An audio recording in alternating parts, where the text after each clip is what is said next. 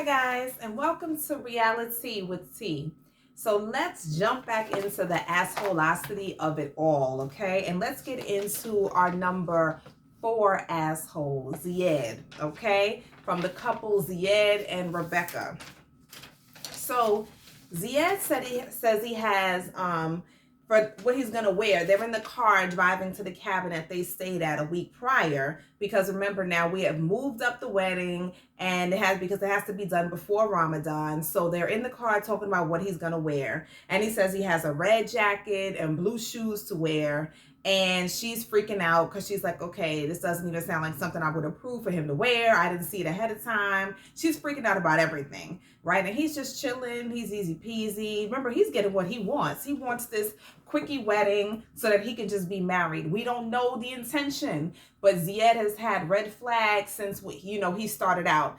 Number one red flag is his age. Number two, you know what I mean? He's over here acting like he's a child, which is what we kind of knew, but we just don't know his end game. You know what I mean? And then the number three red flag is her, because this is the fourth time she's done this whole marriage thing. The second time she's with somebody of the same religion, same age bracket, demographic, the whole green card situation. This just happened to her a few years ago. So, is she just repeating history? We'll see, right? So we see them walking through Walmart or Target or something like that, looking for some wedding pants.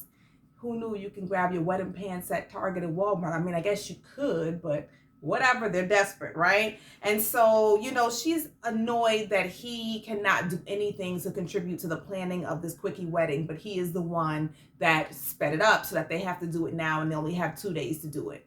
So she's just annoyed at everything he's doing and saying. Everything, when you already pissed off and then somebody keeps saying, whatever they say, they can eat wrong, chew wrong. You could be like, what? Like you're about to go upside their head just for like breathing. You know what I mean? And that's how she feels. You can tell. Like, 'cause she's just completely overwhelmed. She's over him. Now she's having her second thoughts. All her red flags are popping up right here in the frontal lobe. Like, she is really, she's nervous. She doesn't know about doing this, right? And we could tell. And then she starts talking. I just noticed that she's talking to him. Whenever she is upset at him, she starts to talk to him like he's a kid. She starts to talk in like short sentences and I need you to do this. And she starts talking to him like he's 8 years old. And that's probably who she thinks she's dealing with. I don't know how they're going to deal with that after he gets married. I feel like some of the stuff he's just kind of taking now because he's not where he needs to be as far as his green card status, but things might change once they get married. I hope not. But it's interesting that this all happened to her before. Right after the marriage, things started to change. And as you know, just as Zied got over here and got comfortable, things started to change with his behavior. Now, all of a sudden, he's trying to move up this wedding. So, and then I was thinking also, if he talked to her the way she's talking to him, we would all have a problem. Like, why is he talking to her in such a condescending way? But I guess we don't see it that way. Maybe it isn't apparent because she's like an older woman talking to a younger man. I don't know. Let me know what you guys think about that. So she finds out that he never told his sister that he was getting married in 2 days. And so she's like, well, you need to tell your sister, because she knows that they're close and the sister didn't really approve of this whole thing anyway. So by the time he tells the sister's like, okay, well, you already made the decision to get married in 2 days. What can I do about it? You know what I mean? Like, you didn't want my opinion before you decided to get married in 2 days. She's kind of asking him again, like, is this what you want to do? Like, just her having this being her fourth marriage should be a red flag to you. You know what I mean? You shouldn't really trust this situation. But he's like, this is what I want to do. You have your family, you have your thing going on. This is something I want to do. The sister's like, okay, well, I'll do it. Nothing I can tell you. You know what I mean? So, there's a part when Rebecca's explaining how he wants to wear tight clothes to the wedding because that's his tradition. So it's like, okay, we'll see how he looks. Either way. So, Rebecca's just freaking out. Nothing is going right. They don't have a wedding dress. Her dress doesn't fit. It doesn't zip up now. Her son isn't coming because of COVID, and she's stressed out. So her friend Melanie is already at the resort, the cabin resort. And I've been to one of those weddings for a friend of mine, and they're so... I would love to do that, like a rustic wedding. The only thing, I don't know how many people would really be down for that, but it was such a cool, I love that. idea of everybody staying like in the same resort type area, in cabins. It was really beautiful. And so they're doing the same type of thing. So, you know, she talks to Melanie. Melanie got there before then, and she sits down with Melanie and she's like, listen, I've been working over 60 hours a week for this. You know, she feels like her life is out of her control. She's exhausted. After she comes home from work, she has to take care of Zied like he's a child. It's just too much. And it sucks that she has gotten to that age.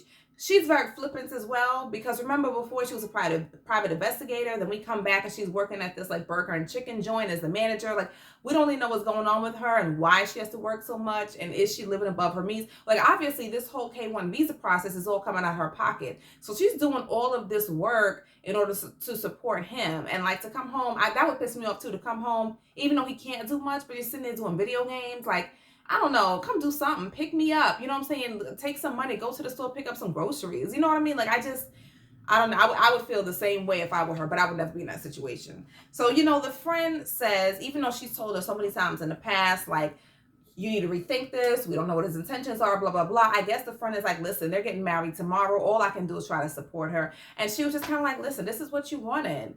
You said you wanted this man, he's here. There's no point in second guessing it now. You're literally a day before the wedding. You have to pull yourself together and go through with it. And this is what you have been fighting us about for the last 2 years, to get married to him. This is what you want. So just go with it. You know what I mean? And she's like, all these things that are happening, the cake, and you know, people try to say those are signs, but she's just saying that's a coincidence. These are things that happen. You just have to keep moving.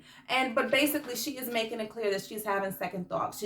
Second thoughts. She's not so clear about getting married to him the next day. So we'll see. But we do get a glimpse of his suit the next day, and it looks nice. You know what I mean? Like, he looks nice. He looks presentable. It's a nice little getup that he has. So it wasn't really red. It's like a burgundy, like a dark burgundy against the blue. So it was a nice combination. But let me know what you guys think. How is he going to change after the marriage? I don't know. But I do have him number 4 on the assholosity ranking, because he's just so nonchalant about it. Remember before, he was like, oh, we can get married in jeans. I don't care. Let's just go sign. He's on the assholosity scale where he is, because I don't know his intention.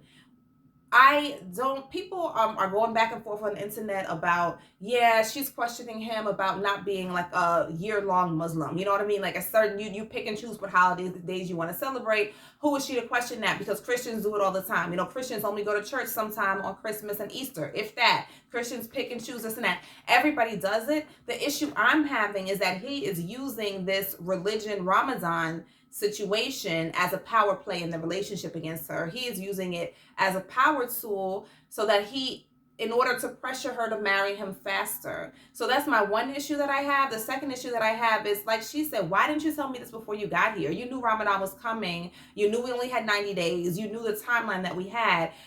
This whole thing where you're giving me an ultimatum, which is number 3. I don't like the ultimatums, where it's either you marry me within the next 3 or 4 days, or I have to move out, or I'll go back home, or you can't stay here in the house with me, and blah, blah, blah. That's what I don't like about it. Okay? So he's pretty far up there, because there's something behind him rushing his wedding that I don't think has anything to do with Ramadan.